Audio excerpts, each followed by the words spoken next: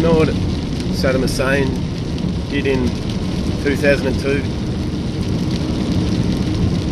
He was in negotiations to trade oil for euros instead of the US dollar. Do you know what America did?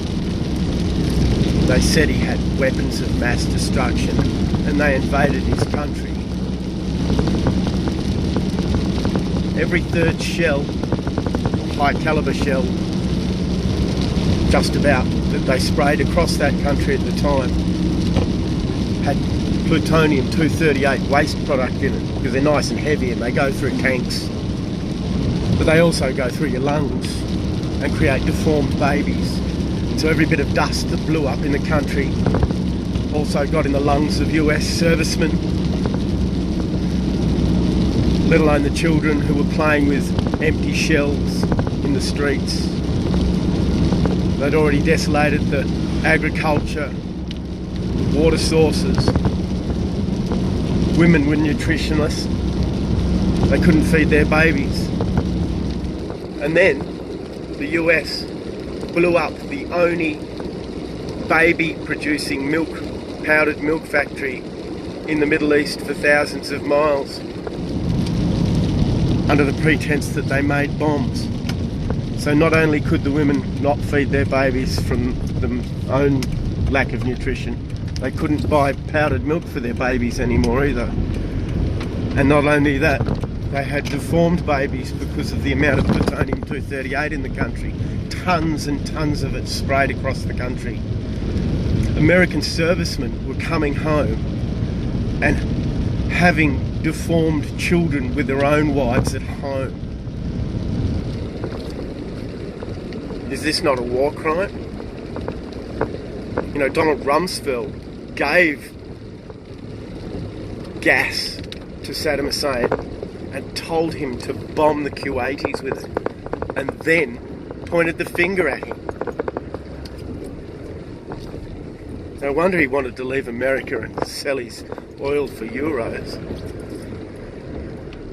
So, why listen to our radio when Biden gets on there and says, oh, he thinks Russia's going to commit some war crimes? Usually the person throwing the accusation is probably the culprit.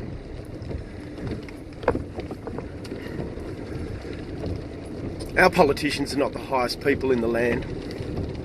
If our politicians have to ask a separate organisation for money, say the Federal Reserve or the Reserve Bank of Australia,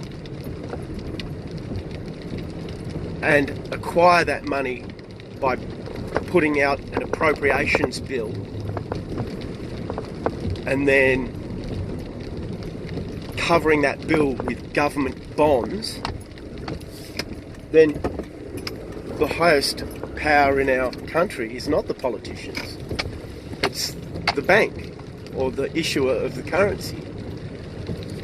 And instead of the politicians doing what the people ask them, they literally have to do what the bank asks them. So until that power is given back to our treasury, which is very hard to do, because whenever something like that happens in a country, other countries are paid by the banks to then invade that country. You can find this throughout history. I think one of the last places it happened to was Sudan, successfully. They tried it on Syria. They're probably trying it on Russia now. Iran. Anyway, it's as simple as that, people. Who are the war criminals? I don't think it's Russia.